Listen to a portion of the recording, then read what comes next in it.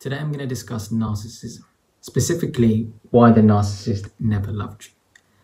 In order to actually break down this question and give a thorough answer, one must comprehend what makes a narcissist a narcissist. What are the qualities and traits that define narcissistic personality disorder?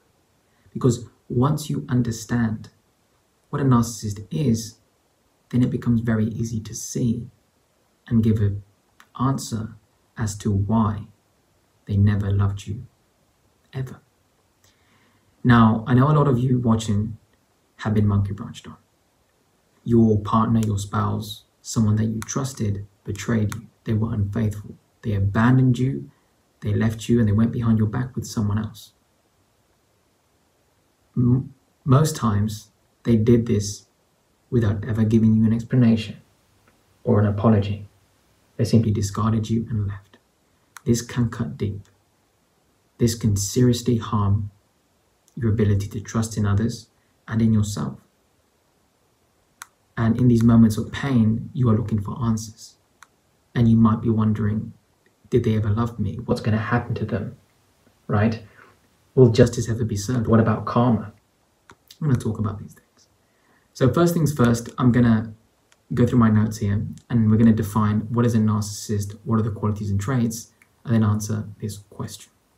Okay, so with that said, let's get right into it. So what defines narcissistic personality disorder? Number one, grandiose sense of self-importance. Pretty self-explanatory.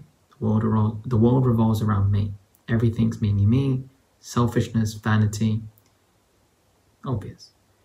Number two, narcissists are preoccupied and obsessed with fantasizing about beauty, brilliance, ideal love, power, unlimited resources. In other words, they only care about attaining perfection. Nobody's perfect. Because remember, narcissists see themselves as these perfect beings that can do nothing wrong.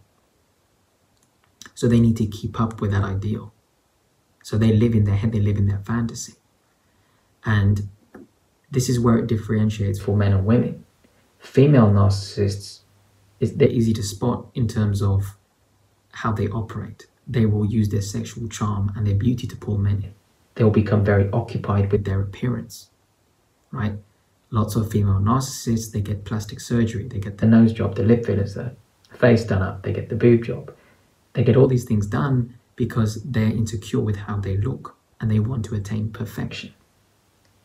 Okay? Whereas male narcissists, they will use their power and status to influence and pull women in, giving them an image that they will be a husband or a boyfriend that will protect them, provide for them financially, and give them security if they were ever to have children. That's how they pull those women in. And narcissistic men, they are obsessed with money and status in society to overcome for the lack of self-esteem they have within. They want to be seen by others as this perfect, this perfect ideal man that can do no wrong, right? He's got it all down. In reality, he doesn't. Number three, narcissists have a belief of being special and unique and that they can only be understood by people with high social status. Another one that's very obvious. Number four, narcissists have a need of excessive admiration, gratification, and validation. I mean, this goes hand in hand with why narcissists cheat, use, and how they exploit others. They see you as a toy, they pick you up, you meet their needs, they're unhappy, they don't meet it with you, they go elsewhere. It's pretty simple. Because it's all about themselves. It's all about what they want, how they see the world. Number five, narcissists have an unreasonable expectation of being treated with favor and expecting an automatic compliance to his or her wishes. God forbid you say no to a narcissist. Anybody who's been in a relationship with a narcissist, had a narcissistic friend, narcissistic family member, or co-worker, you know exactly what I'm talking about. If you say no, to one of their requests and you give a valid reason as to why you're busy, preoccupied, or unable to fulfill said wish, they will freak out, they will throw a tantrum, have an emotional outburst, they will shame you and guilt you, and sometimes even verbally or emotionally tear you down and attack you until they get what they want. Because narcissists are children in adult bodies. They throw this hissy fit and go into this rage because as children, they were never told. No, they were never disciplined. Or there was no one there to ever discipline them, so they never learned boundaries, so they overstep and hurt you. Number 6, narcissists will use others to achieve their own goals, their own wants or needs. Very simple. As you know, guys, you're watching this, what do narcissistic females do? When they want something from you, they will use sex, they will leverage sex to get what they want from you. And for men, ladies, these guys are gonna talk into your ear and tell you everything you want to hear. How he's gonna marry you, how he's gonna commit to you, how he really cares about you. You know, how he will end up loving you eventually. He just needs more time, but he's still using you for sex. So that keeps that woman on the hook, thinking that that guy's gonna spend time with her and give her that commitment and enter a relationship with her, when really he's just using her for sex. But he tells her what he wants to hear. Whereas female narcissists will, generally speaking, they'll manipulate men through sex, through their beauty and their charm, pull them in, and then get what they want, the favors, whatever they need. Number 7, narcissists lack empathy. This one, there's nothing for me to say on this. It's crystal clear. Number 8, narcissists believe others are envious or jealous, or they themselves are jealous and envious of others. Have you ever been in a situation where you were talking to someone, a friend, someone you thought were a friend, about a good day you had, or a proud moment, you achieved something financially, or you overcame a difficulty, a challenge, and instead of them congratulating you and being happy for you as a genuine friend would, they start talking about something good that happened to them, because they see it all as a competition. Because they lack empathy and they have the inability to care for others, they don't sit there and go, man, you know what, I'm so proud for you. I'm so happy you lost, 15 pounds. I'm so happy you put on muscle. I'm so happy your business is starting to grow. Hey, I'm so happy that you quit alcohol or you overcame your pornography use. They won't say those things. They will bring it back to them because they're grandiose. They think that they're above everybody else and they want to be the center of attention. Remember, they always need gratification, attention, and admiration. They spin it right back on them and they talk about their own achievements. Because in their mind, they think that when you are discussing something good that happened to you, they think that you're comparing yourself to them, that you're trying to compete with them, that you're trying to tell them that you're better than them in a subtle way. Why? Because that is the way they see the world. That is what they do to people. That is why they will say things like that. Whereas a real friend is going to be like, dude, I'm so happy that you lost weight. I'm so happy that you quit watching porn. I'm so happy that you finished writing your book, which is what I'm doing soon. Things like that. Narcissists, they don't see things that way. Everything is a constant competition. It's you versus them. They never have a sense of unity with others because they can't connect with them. So they're always envious and jealous of others, or think others are envious and jealous of them. Number 9, narcissists behave in contemptuous or haughty attitudes. What is haughty? Haughtiness is prideful. They behave in ways where they disregard other people. They see them as beneath them.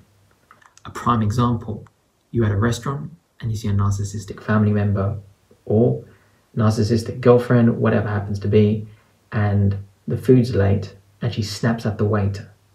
She's disrespectful, she's rude and nasty to anyone in the catering service, which is not their fault. If the food arrived late, it's not the waiter's doing, that's the cook. There's other things going on in the restaurant. So she will freak out at someone who has nothing to do with why her order was late. And she does this in public. That tells you a lot about someone, how they treat someone who hasn't done anything wrong to them.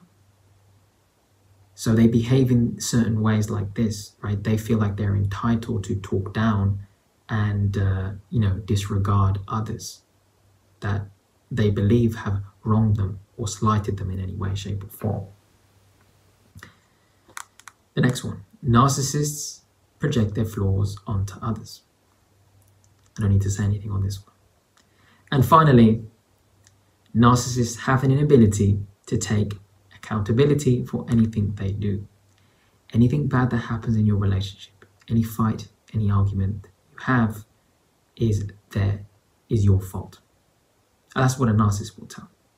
When the reality is, because narcissists lack emotional maturity and empathy for others, any conversation you have will turn into an argument or a fight eventually.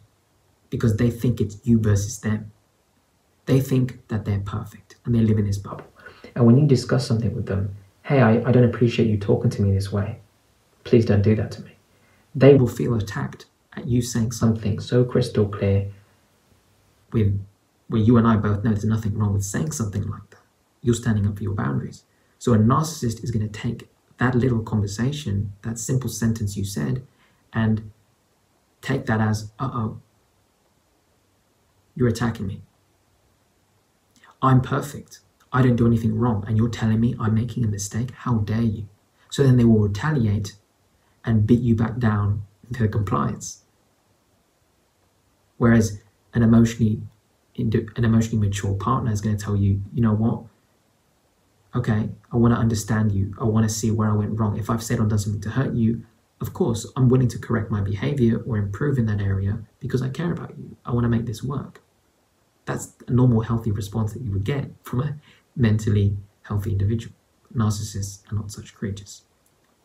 So now that I've broken down these traits and these qualities that define an individual that has narcissistic personality disorder, it becomes a little bit easier to understand why they never loved you.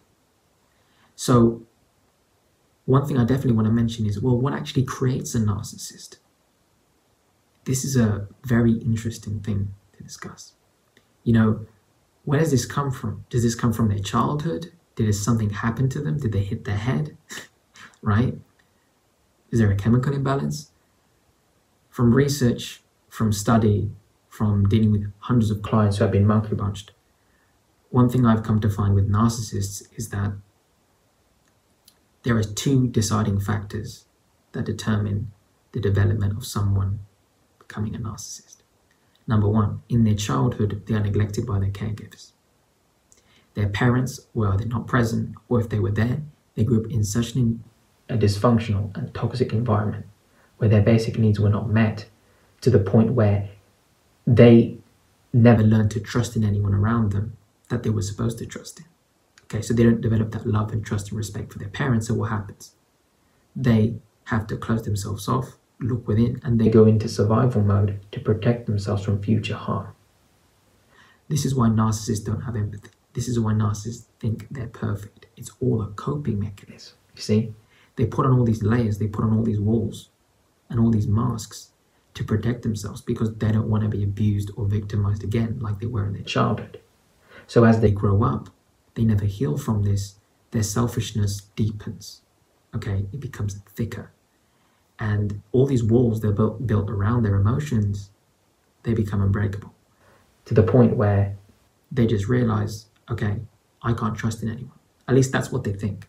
No one's worthy of trust. No one's worthy of love or respect. Only I am. So I'm just going to exploit people, take advantage and get what I want. And if I'm not happy, I'm going to leave. Pretty simple. Narcissists, this is why they're also terrible communicators. They never learned that in their childhood. So understand that they're in survival mode. It's nothing to do with you. This is what happened in their childhood. Now, on the flip side, the second factor that determines the development of an individual to become a narcissist is also in their childhood. In this case, it's nothing to do with neglect, abuse from their parents. This is all to do with being spoiled. What we say, spoiled rotten. This is how little boys turn into mama boys, mama's boy, and they're mollycoddled by their mum. Oh, he can't do nothing wrong. He's he's harmless. He's perfect. These boys develop. They are not given any discipline. They are not taught how to care for others. They don't learn proper social skills, how to interact with other individuals. So they never learn boundaries, societal norms that you were supposed to learn in your early years. And of course, for girls growing up, this means that they are daddy's little princess who can also do no harm, who does no wrong. There's nothing wrong with a father telling his daughter that she's beautiful. However, when a father is giving his daughter preferential treatment, he's constantly telling her how perfect she is. And she's not given anything to do.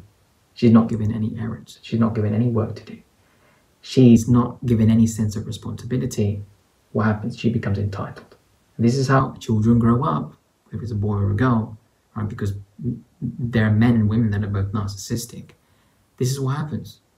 They slowly get older and they start to realize, well, I've always gotten what I wanted.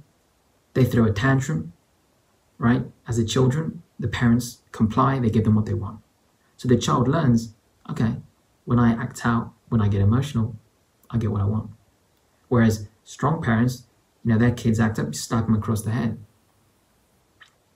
I mean, when we were kids, they discipline you, right? That's why a lot of us that turned out okay. We grew up in homes where it was strict. It was tough love.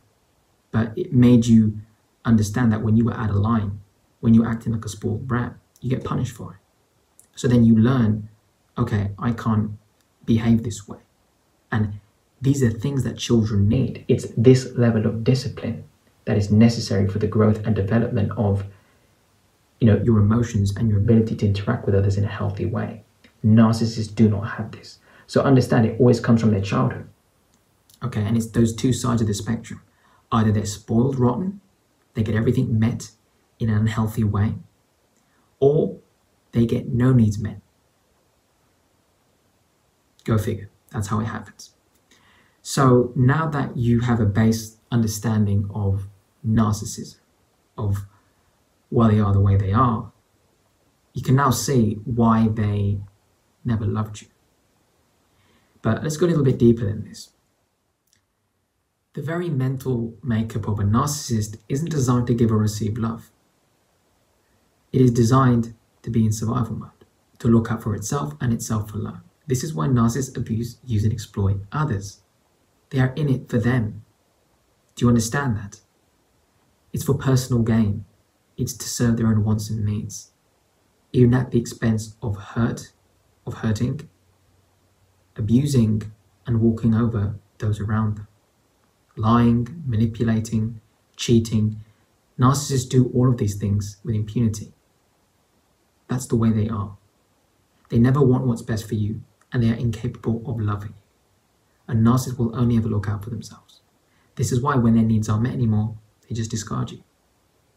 And it baffles you and it baffles me because we will never do that to someone. If our needs are met and we are unhappy in a relationship, we talk about it. Until there's nothing else to talk about, our partner doesn't change, okay, we need to end this. You walk away, you take your time to heal, and then you start fresh. Narcissists don't do that. All narcissists monkey branch.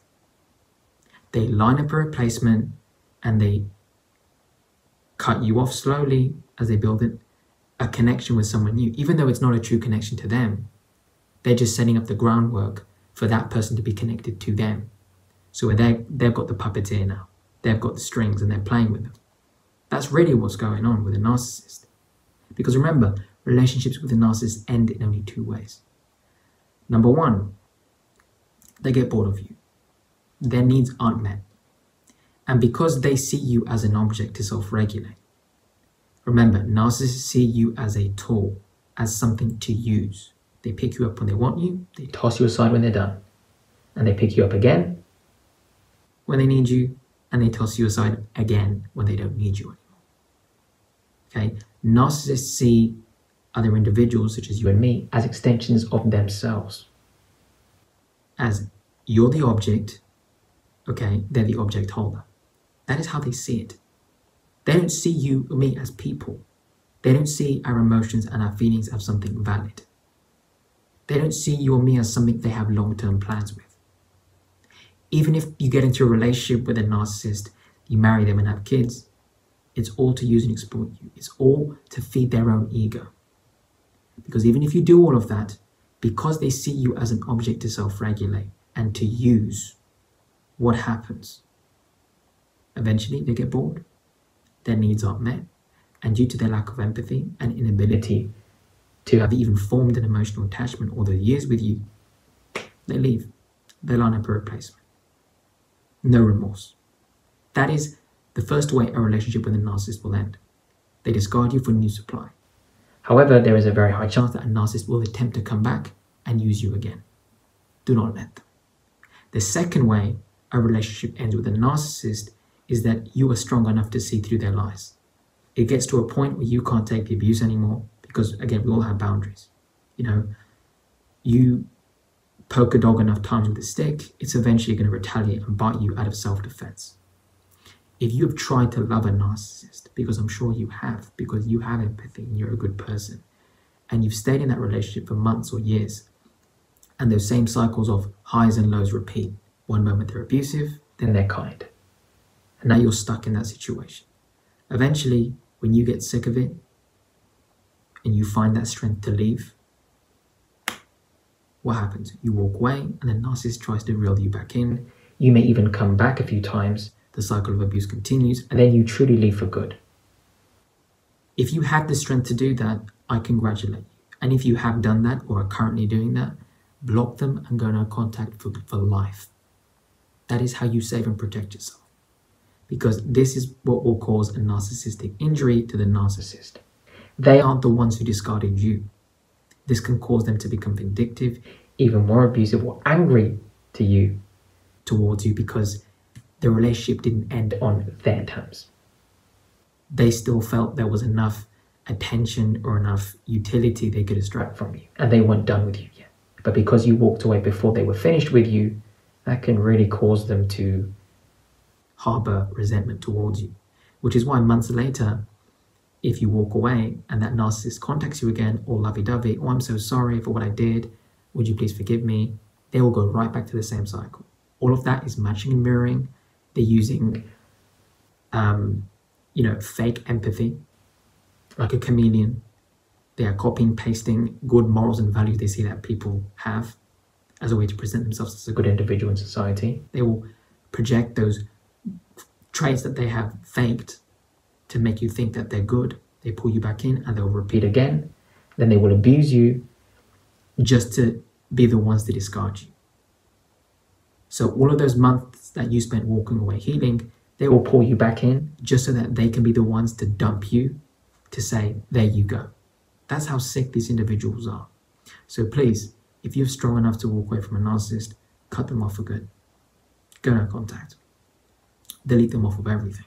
Never give them a thought in again. Because they are truly evil individuals. And they got no place in your life. This is why I need you to understand that the narcissist just doesn't love you. Do you get it yet? And for anyone wondering, well, what is the karma for a narcissist? Do these individuals ever find joy and happiness? No, they don't. That's the karma for a narcissist. Due to their mental state that renders them incapable of loving anyone but themselves. And in a way, they don't even love themselves, they hate themselves. But you think they love themselves because that confidence they present is fake. It's layered with masks of lies. So the karma for a narcissist is that due to their inability to love others, is that he or she is doomed to walk this earth never knowing what it's like to truly feel love, intimacy, or a connection with anyone around them. They will never experience a true friendship.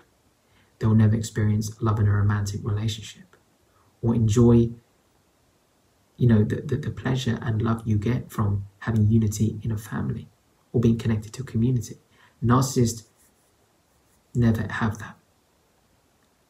And this is why, due to their innocent need of admiration, of feeling superior to others, and lack of empathy, what happens? They hop from relationship to relationship. Their needs aren't met, they're on to the next. They're on to the next. They're on to the next. Until it gets to the point where they get very, very old, their looks fade, people see through the facade, their behavior is spotted. Guess what? Now they truly end up alone. Because now they don't have a leg to stand on. They can't hide behind their looks. When they get older, people start asking questions. How is this individual, in their 40s, 50s, or 60s, and they've got no friends, they've got no family, no one wants to be around them? How are they still single at this age for so long? How come they've had a string of 20 failed relationships? What's wrong with them? They're the common denominator. They are the problem. And that is the karma for narcissists. They push away those that were good to them, those that loved them like you. And guess what? They end up alone. But the good news is you can heal, you can recover from it, and you can find love. You can find good people in your life that are not narcissistic. On the other hand, they will never be able to appreciate or value the good in others because they don't even see that in themselves. It's all about them. So that's what's going to happen to them. They will walk through their entire life, hopping from relationship to relationship, trying to find fulfillment, always thinking there's a bigger, better deal, never valuing the love or the goodness they have right in front of them, because they're incapable of forming an emotional bond, because they're emotionally damaged. They can't get into a relationship for genuine reasons like you or I. That is why they will always end up alone. Even if they seem happy with the person they cheated on you with, and they ran off and they're in this new relationship that started from a place of monkey branching, it's going to end. Either that person's going to cheat on them or they're going to cheat on the other person. And it's the constant cycle that will repeat. They will eventually abuse that person. And as they age, they start to realize their games don't work anymore. Their options get smaller and smaller. Less people want to be around them. They end up alone. So do not be that individual that feels sorry for the narcissist. They know exactly what they're doing. But let me tell you this. Remind yourself, anytime you feel like you want to unblock them, you want to text them, or you want to reconcile with them, remember, this is why the narcissist doesn't love you. They're incapable of doing so. They're incapable of accepting other people's feelings, of having long-term plans, of sharing significant memories with anyone. Narcissists are incapable of caring or loving anyone, ever. And even in those moments where they said, I love you, that was love bombing to pull you in, because they can't treat you like crap right away without you being attached to them, because you will just leave. You have to be emotionally invested first for them to then show their true nature. Narcissists don't understand anyone, neither do they care to do so. And it is impossible for a narcissist to be faithful or committed to you. It's just not in their mental makeup to do so. They're only loyal to their own wants and desires, or better said, to their own selfishness and vanity, to their own emotions that come and go. One moment they're loyal, something better comes along, they're gone. You could have 3 kids with them. It doesn't matter to them. They could destroy families, they don't care. As long as they get what they want. Like an angry child, trapped in an adult body, throwing a little hissy fit, getting what they want. That is what they are. They're emotionally immature adults that never grew past the pain they went through, or, being spoiled in their childhood. And it's never going to change. It's not your job to fix them. But what you can do is work on your self-esteem, heal, move past this, and find someone much better. With that said, guys, I hope you enjoyed the video.